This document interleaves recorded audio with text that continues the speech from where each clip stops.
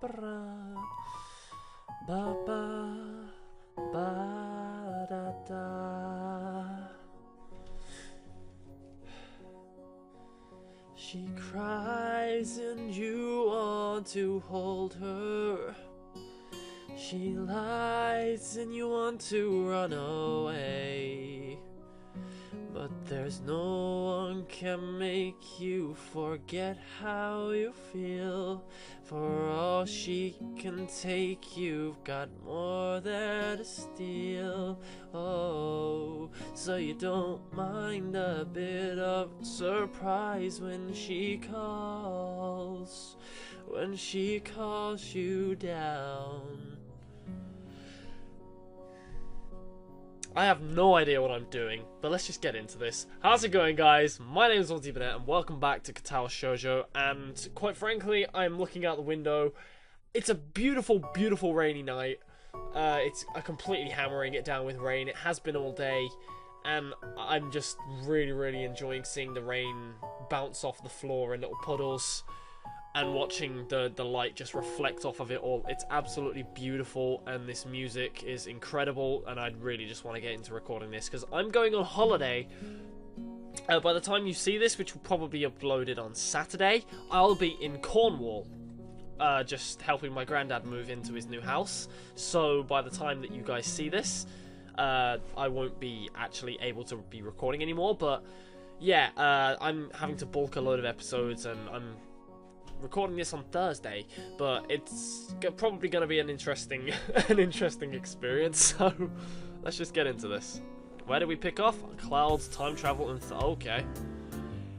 I don't know if this is where I left off at all. Don't really care. We'll get into it anyway. I don't get the chance to see whether Rin's being serious or not as the bell rings. I didn't notice the lunch period slipping by at all.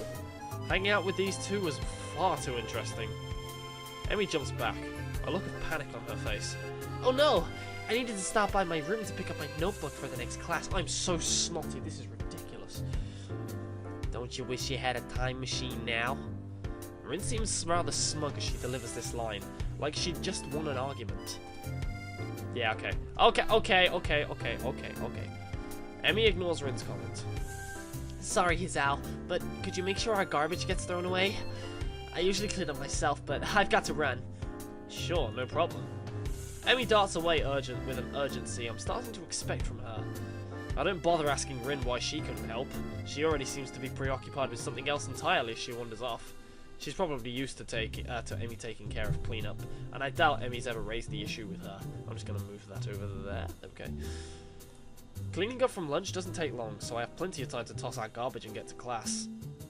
Misha greets me with a wave and a devious grin as I walk through the door.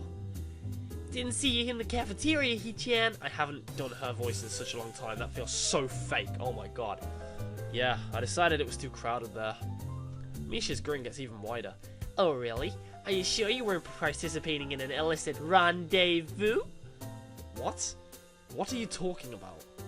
You were on the roof, right? With both Rin and Emmy, no less. You Casanova, you. We just had lunch, that's all. Misha burst into laughter, drawing the attention of several of my classmates. Wow! You're so adorable when you blush like that, Hee-chan. She gives me a conspiratorial wink. Conspiratorial. That is such a nice word. I like that. I'm keeping that word for myself. Don't worry. Your secret's safe with me. There's no secret! Oh? Misha seems disappointed and then brightens up again. Time will tell! I don't know what the hell she's talking about, but blessedly our teacher comes in, and the class starts. She's trying to get deets off of you, mate, that's all it is. Another day of class has finally dragged itself to a close. Unexpectedly, I managed to stay awake for the whole day. I'm pretty sure that counts as a miracle. My legs seem unwilling to stand for a moment. I guess the run took it out of me. I head down the hallway and make my way to my room. I sit down half-heartedly, chip away at my homework for a while, feeling like a vulture picking at the particularly unsavoury carcass. I know this is what it eats, but I'm not sure that it shouldn't be ordering takeout instead. I don't think I can take this, but it's important to get my work done. Now let's see. What was I supposed to be looking over again? I know it's a losing battle, but I'll fight it anyway. Halfway through my math homework, I put my pencil down. This isn't working. I need a distraction. Unfortunately, my options for distractions are rather slim. I'm not in the mood to read right now. Kenji is unusually out of his room at the moment. Where are you, Kenji? No! This is not right. You should not be out of your room. Get back now. I want to go across the hall and hear about your conspiracy theories. If I go to the student council room, I'll just end up doing work for those two. And heaven only knows where everyone else is. Except for... well, I suppose that's an option. I grab my shoes and head for the track. Emi's probably down there. Track practice is just ending as I arrive at the track. The sun's beginning to dip low in the sky.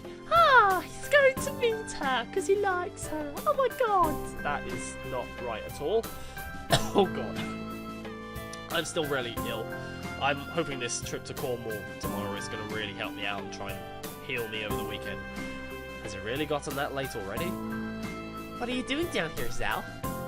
Come to spy on me, have you? I give a shrug. To be honest, I'm not sure why I'm down here. I didn't have anything better to do. I figure that's about right. At the moment, Emi's the only person I could think of who I could visit. So I'm your last resort, am I? Nobody cool around, so I'll just go see Emmy. Is that what you thought? She actually looks angry. A chance for some teasing of my own presents itself. Actually, yeah, I guess you are. Emmy pouts, widening her eyes to give the maximum amount of puppy dog resemblance. Kidding, I was kidding. So you are down here to stalk me. Wait, what? That's not what I meant. Why would I stalk you anyway? It's not like you require stalking. If you're not asleep or in class, you're down here, right? Emmy laughs at this comment. Well, you're not wrong, I suppose. But you forgot about eating. I do that too, you know. I nod, conceding the point. Plus, I hang out with Rin sometimes too, so really, I might take some effort to stalk. What do you two do together anyway? You don't seem to have a lot in common. She puts her hands on her hips and assumes a superior air. That's what you think. I've got all sorts of hidden hobbies, you know. Oh really? Like what? If she turns around and says sex again, I'm going to cry. I swear to God, Emmy. I'm sorry. I am very sorry about the coughing, but... well, Rin and I go out shopping sometimes. I guess that makes sense. Emmy's a girl after all, but Rin? Rin comes with you? We usually swing by the art supply store. Plus she likes this music store. It sells all kind of weird sounding stuff. She says it helps focus her. Yeah, mate, because she's an artist. And artists require intense stimulus. That makes a little more sense. I see. Any other hidden hobbies? Emmy wags a finger at me. Now, why would I go reveal all my dark secrets to you? We hardly know one another. Somehow, I think that's all that Emmy has in the way of hobbies. Still, I don't think my question's been answered. Even if you do have a few hobbies, I still don't see why you hang out with Rin so much. I mean, she's kind of weird, isn't she? That's rude! No! I like Rin. She's funny, and I get to do a kind of New York accent. This comment causes Emmy to laugh loudly. Ha! That's the understatement of the year. So why? I mean, you're a lot better at conversation and stuff, so I figure you'd hang out with a lot of people. But I think I've only ever seen you with Rin. Emmy seems unusually defensive. Hey, I hang out with plenty of people that aren't Rin. You just don't see me doing it because I'm not in your classes. Okay, but that still doesn't explain why you hang out with Rin. I'm not even sure why I want to know this. I guess it's because lunch was so strange. Emmy shrugs, looking for a moment very Rin-ish, just like... It's because we have similar outlooks. Sorry, I just wanted to do her voice again. If you were to ask me the least likely answer to my question, that would be it. What do you mean? It's like... okay, Rin paints and stuff, right? Yes. I'm not sure where this is going. Well, I run. And that's why we're similar.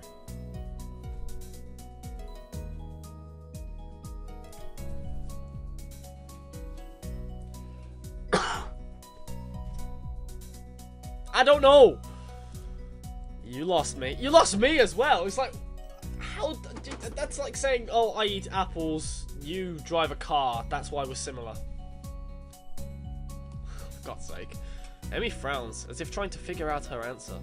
Well, maybe it's that we do things for the same reasons. Huh? You know, we follow our passions. So you're passionate about running and Rin's passionate about art? Is that it? Well, sort of. Let me think.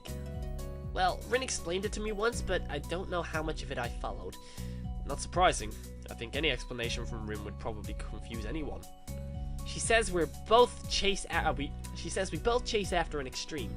Like, she's always trying to find a new way to show a particular feeling or something. And I run because of the feeling I get from it. And since we don't allow ourselves to be slowed down by anything, we make a connection based on that.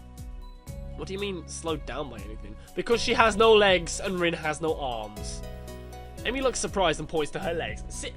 Hizao, I swear to God, you are an idiot. Hizao, more like, he's an idiot. That doesn't work. Ignore me. You know, because I'm a runner and Rin's a painter, even without arms, so we respect each other's determination. And that's why we hang out. I think. Well, I'm not sure that made any sense to me, but from Emi Sheep's expression, she's not sure about it either. Honestly, it's not something I think about much. We just get along. I think that's all that really matters. I suppose she's got a point there. Another question strikes me, and since I've got nothing better to do, I ask it. So what got you into running anyway? Oh, I've been running since I was really little. My dad was a runner, so as soon as I could walk, he started teaching me how to run. It was our father/daughter thing, you know? Our own mutual hobby. A shadow crosses her face, and I'm shocked to see her looking sad. Did something happen between them? Man, I don't have a lot of time left. Sorry, but I've got to go get a few more laps in before I go see the nurse. She races off around the track, hair streaming in the wind. Seems to me like she's going a lot faster than she was this morning. As she rounds the track, I catch a glimpse of her face. It's much the same as it was this morning, but her eye seems to have taken on a harder edge. I guess she's right. I don't really know much about her. Then get to know her! I swear to God. Ill, damn it. Hey! She spots me leaving and waves to catch my attention. Don't forget, same time tomorrow morning, got it? Got it. I head back to my room. Homework beckons. I know that feeling. Can't sleep. My body's tired, but my mind is kept awake, staring at the ceiling in the hollow darkness of my room. What is that? I've got to turn my phone upside down because that's just silly. I grasp desperately for a thread of thought, hoping that I can run my brain into the ground. All I can think of is how I can't think of anything. This is not productive at all. I wonder if this is a side effect of my medication, though it seems odd for it to take so long to show up. Then again, maybe I'm just not as used to my new surroundings as I'd like to think. I don't know. But for whatever reason, I'm awake and I shouldn't be. This is ridiculous. Ignoring my body's stiffness, I get out of bed and look at my clock. 4 in the morning. Last time I checked, it was only 1, so maybe I slept a little. I don't know. I throw on some clothes and head out of my room. Okay, I'm going to enjoy voicing this bit, I just know. A walk might do me some good. I'm surprised at how chill the air is compared to the relative warmth of the day. I can almost see my breath as I wander the campus, waiting for the sun to come up on me or for me to fall asleep. At this point, either option works for me. I find myself at the track, where, for the first time, Amy's not out running. I suppose that makes sense. It's too early, even for her. The bleacher seats are cold, but at this point, I welcome the sensation. The sun is starting to show its face over the horizon, and I know an awful certainty that I'll get no more sleep tonight. The sun's steadily strengthening rays start to warm me up, and I watch the dew on the ground begin to steam slightly. My mind calms down a little. Don't fall asleep! Did you really? Someone's shaking me. Hey, wake up! Huh? What? I guess I fell asleep after all. What are you doing out here? You're going to catch a cold or something. I rub my eyes and I'm confronted by Emmy, who bends over me with a worried expression. I'm still a little groggy, so my response comes out in a mumble. I'm going to sleep. Watch the sun come up. Sounds like something Rin would say. I shrug, feeling the stiffness that comes with sleeping on a bench for a few hours. Is it? I wouldn't know. Emmy grins a little at my somewhat cranky response. So, couldn't sleep, huh? Obviously we need to run you harder today. Even though I've only known her for about a week, this seems like a very Emmy-ish response to the problem. Hey, my body was plenty exhausted after yesterday. Mine was just racing, after all. I don't see the difference. If you run hard enough, your brain will get tired too. I'm seriously questioning the wisdom of doing this first thing in the morning. I don't know if my grades will be able to handle me tiring my brain out like that. Emmy pulls me up from the bleachers with surprising strength for someone her size. Now come on, Hizal, we've got work to do. I don't actually know if I'm up to this today, to be honest. I mean, I obviously didn't get much sleep, and what sleep I got was on the bleachers. I don't know. Should I really be running? Emmy glares at me. Good heavens. What are you talking about? Of course you should be running. How else do you expect to work out the kinks? You've been sleeping on the bleachers for heaven's sake. The best way to get that soreness out is to run around a little. Now stop hiding in the bleachers and get down here. There's no arguing that. I'm pretty sure she'd kill me if I didn't do as she said. I get to my feet and hop down to the track. The sun is warming things up rather nicely, I think. Emmy and I begin to stretch out, and I find myself once again hard-pressed to not stare. If this is how I have to wake up every morning, I might be able to get used to this. Oh god.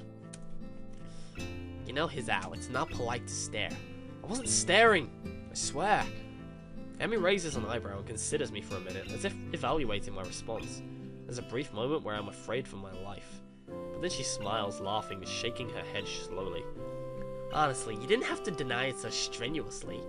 In response, I clap my hands together and go for a change of subject. So that's enough stretching, right? Emmy gives a casual shrug. Do you feel stretched? That's really how you tell. Well, I do feel up to the run, if that's what she means. Yeah, I feel ready to go. Same as yesterday, okay? We'll just run for a mile at a steady pace.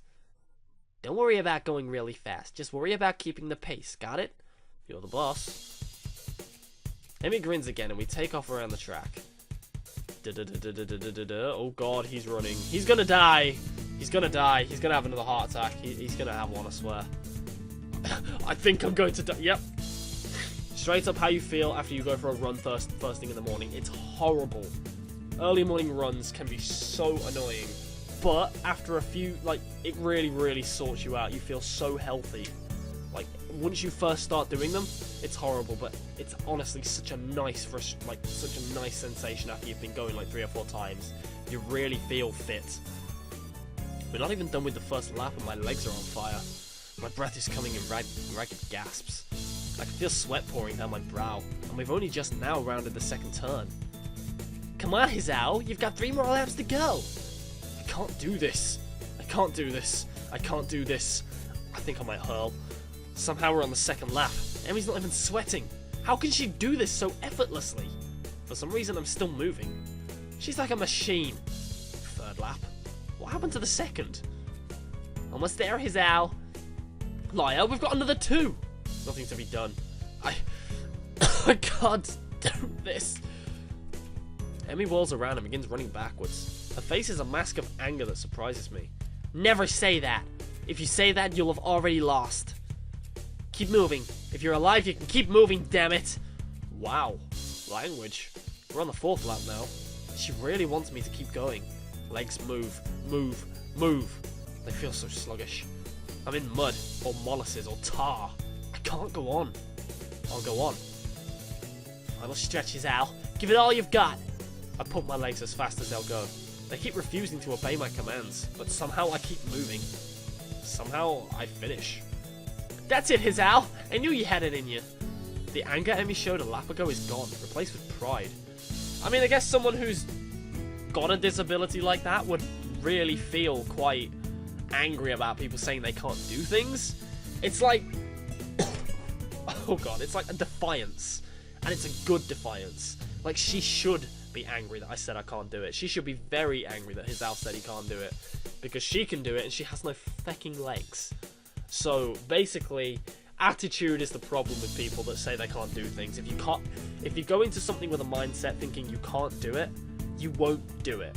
That's just life. She's positively radiant, like she just won the gold medal or something. I stagger to a stop and fall to my hands and knees, gasping for air.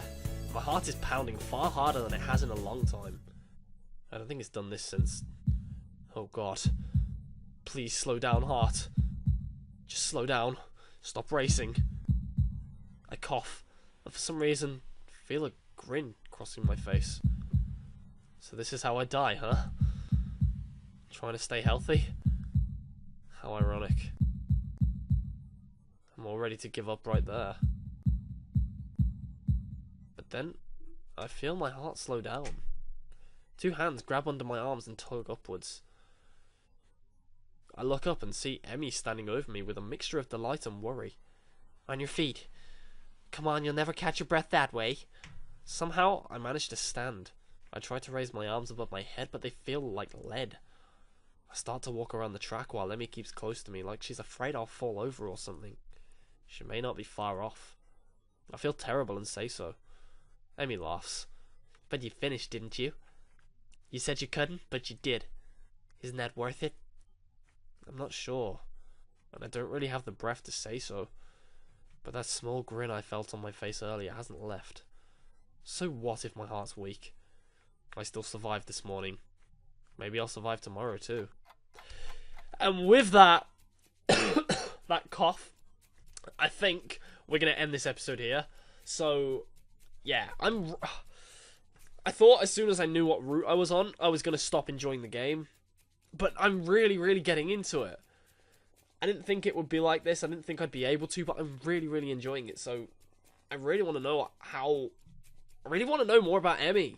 I want to know how she lost her legs. Was she just born like that? Or I want to know more about her. I want to know what happened to her dad and stuff. So, I don't know. I'm really starting to think I quite like Emmy. But then again, I do want to see some of the other routes too. So, I might possibly stream the other routes at some point.